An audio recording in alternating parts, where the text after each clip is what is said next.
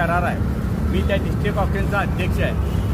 आमचं हॉकीचं दैवत आपल्या देशाचं नाव जगामध्ये पहिलं सुवर्णपदक करून दिलं तर मेजर ध्यानचंद त्यांचा आपण पुतळा उभा केलेला आहे. माझ्या सर्व पक्षातील सर्व माझ्या मित्रांना व कार्यकर्त्यांना माझी एक विनंती आहे त्या पुतळ्याच्या आडवे असे बोर्ड कृपा करून लावू नका.